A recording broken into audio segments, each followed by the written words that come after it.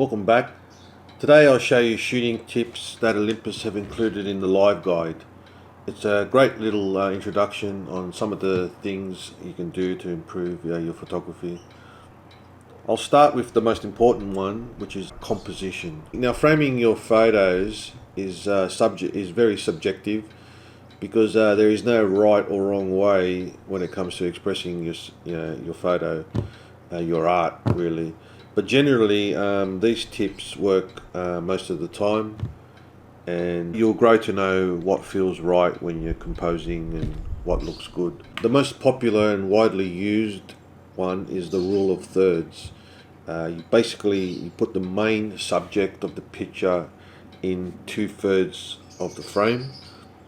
For example, here the water is the main subject, so that takes up the top 2/3 of the frame, and the flowers here are also the main subject of the photo, so they'll take up 2/3 of the whole frame. The idea really is to create a feeling of balance, and what you're trying to do is you want to give more weight to the main subject. You'll see a lot of landscape photos that do this rule of thirds. Another composition trick is to divide the main subject and background using a diagonal line. Somehow it gives a natural feel to the picture, and it does work. Same also if you put the main subject anywhere on the diagonal line itself. Now you can get help in camera to compose all these methods by turning on the display grid. Every camera has one.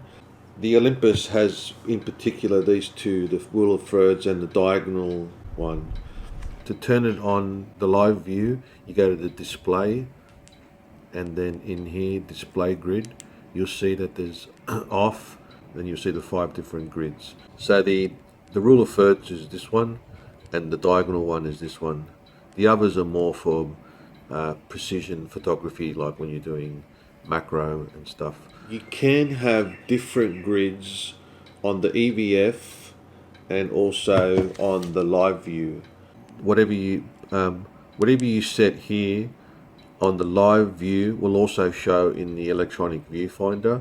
If you want the electronic viewfinder to be different, then you can go into the built-in EVF option, and then in here it also has an option to select what grid you want. So if I want to change it to that one, that'll be different than what's on the live guide.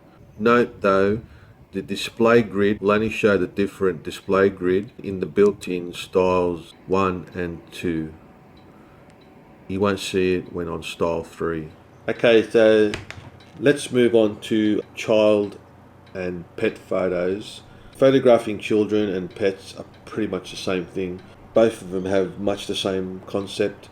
The idea is to get their attention long enough to take a shot.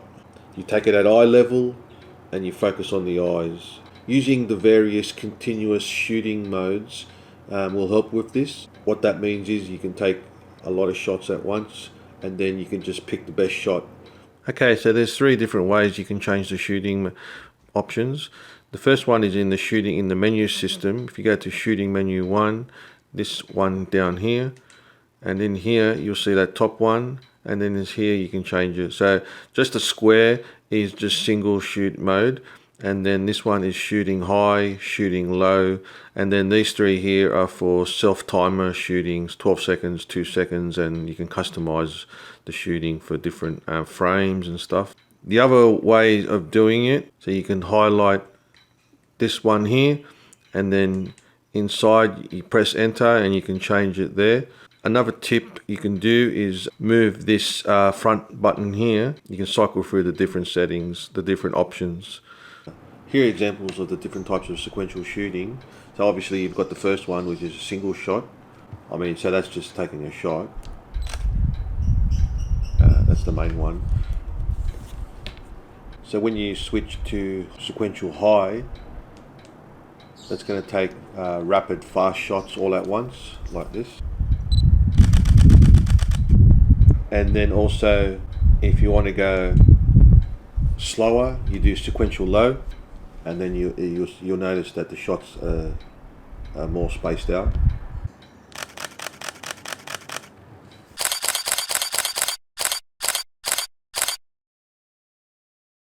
Moving on to flowers. Flowers work best when they're shot up close, and they're even better when you try and do them with macro photography.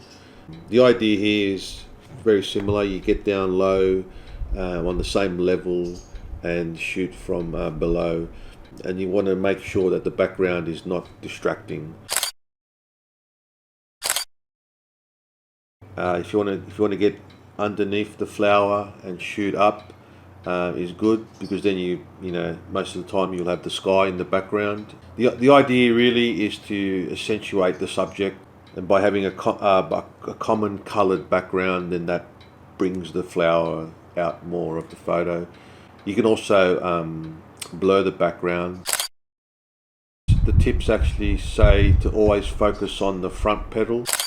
So that's one tip that it suggests. One of the tips is to focus so the foreground is blurry and the background is blurry. So I zoomed in on the middle flower there, so the background was out of focus and so was the foreground, which plays on the depth of field.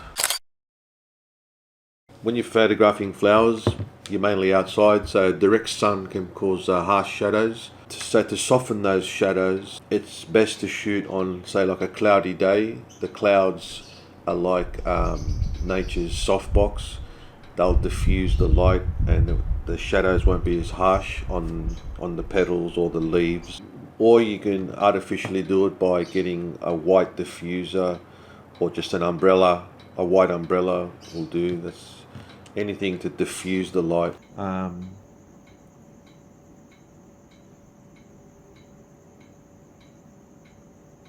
So anyway, that's it. Thanks for watching. Stay tuned, subscribe, and I'll come up with the next episode soon.